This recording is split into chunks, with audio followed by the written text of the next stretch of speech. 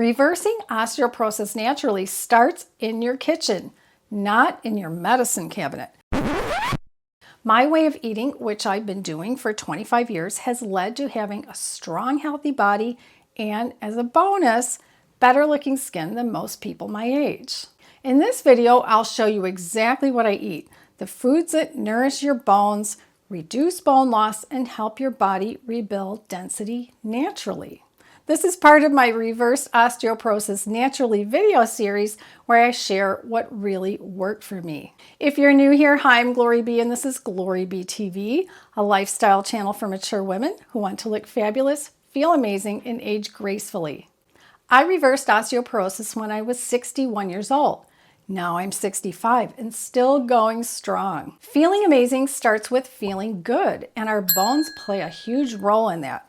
Strong, healthy bones give us the freedom to move confidently and live fully. The best way to build real bone is naturally at the cellular level. And one of the most powerful tools we have is nutrition.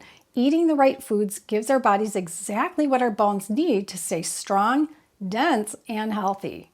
What you eat to build strong bones is all about the nutrients in the food. Nutrient dense is a term we use when talking about foods that give you the most nutrients for the amount of calories in the food. When it comes to building strong bones, a few nutrients are really key. Calcium, vitamin K, vitamin B6, vitamin D, and some important trace minerals like manganese, copper, zinc, boron, and silicon. The great thing is you don't need supplements to get them. They're all in whole plant foods like dark leafy greens, root vegetables, nuts, seeds, whole grains, and even sea vegetables. Let's take a closer look at a few of these and see exactly how they help our bones stay strong and healthy. Dark leafy greens like spinach, kale, collard greens, arugula, bok choy, and chard are true nutrition powerhouses. They're packed with minerals like calcium, potassium, magnesium, and iron, plus vitamins A, C, E, K, and several B vitamins. You can easily add them to your diet in salads. Chopping raw chard or kale into a lettuce mix is surprisingly delicious. Some women worry about oxalates in spinach and kale. If that's a concern, lightly steaming or sauteing your greens in water or vegetable broth can reduce the oxalates. You can also lightly steam them and toss them into a fruit smoothie. This is a great way to get all the nutrients without affecting the flavor.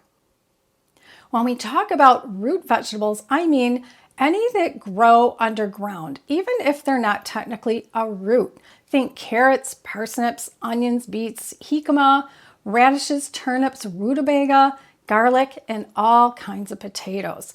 These vegetables are full of nutrients that support strong bones, such as vitamin C, B6, and K1, folate, potassium, magnesium, copper, selenium, and manganese.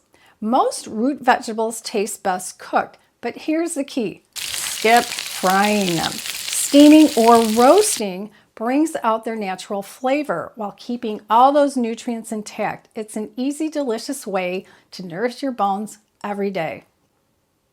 For nuts and seeds, I always go raw. No roasting and no salt. My favorites include almonds, walnuts, pecans, cashews, pistachios, macadamia nuts, Brazil nuts, hazelnuts, and seeds like pumpkin seeds, flax, hemp, chia, sesame, and sunflower seeds. They are packed with vitamins E, B1, B6, magnesium, manganese, copper, zinc, and selenium.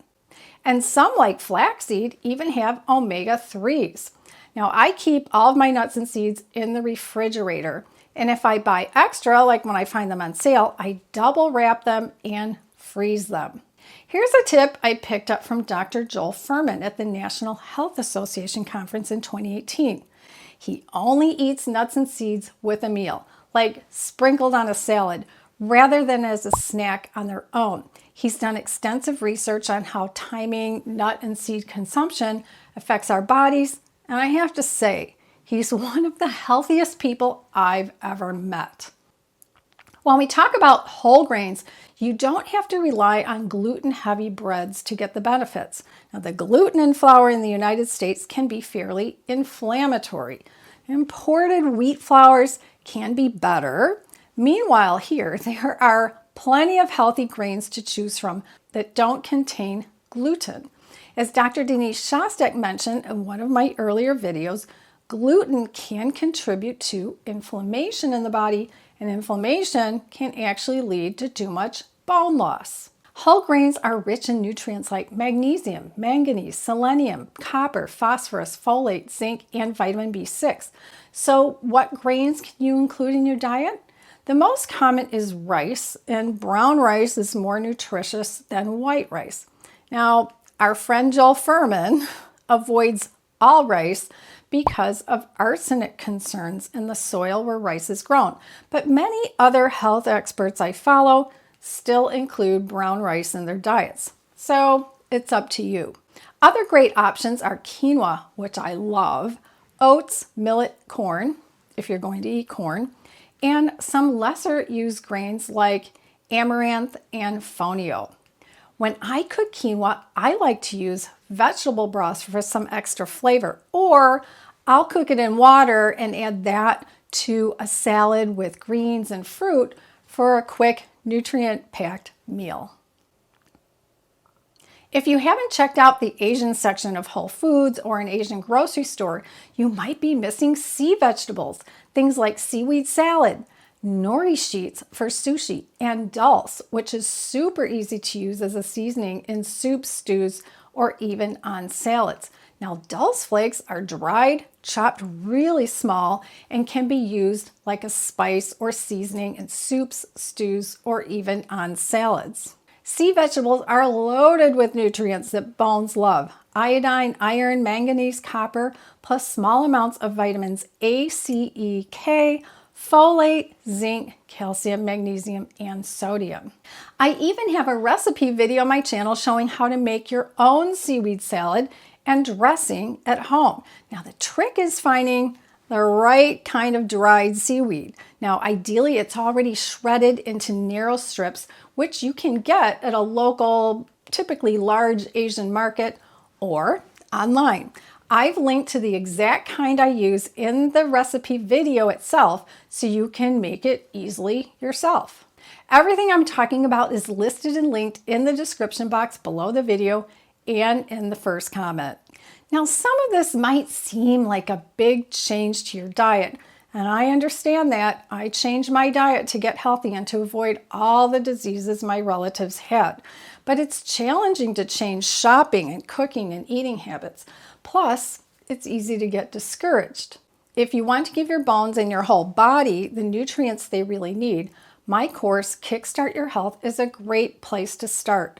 It shows you step by step how to eat a whole plant food diet, lose weight naturally, and actually stick with it without feeling deprived. Kickstart Your Health can help you put all of this into action and start feeling amazing with better health for the long term. The course includes videos, PDF files, and a recipe booklet. And I developed the course because it's something I wish I had when I started my health journey. You'll notice I didn't mention dairy, milk, or cheese in this video. For a detailed explanation about why, I provided you with an article by Dr. Michael Clapper, which was generously pulled out from behind the paywall of the National Health Association's Health Science magazine.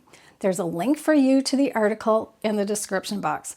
Dr. Clapper answers the question about why dairy foods and milk are not good for your bones. What have you been doing to increase your bone density naturally? I'd love to hear about it in the comments. Check out one of my other reverse osteoporosis naturally videos in this series by tapping its image on the right side of your screen, and I'll see you in the next video.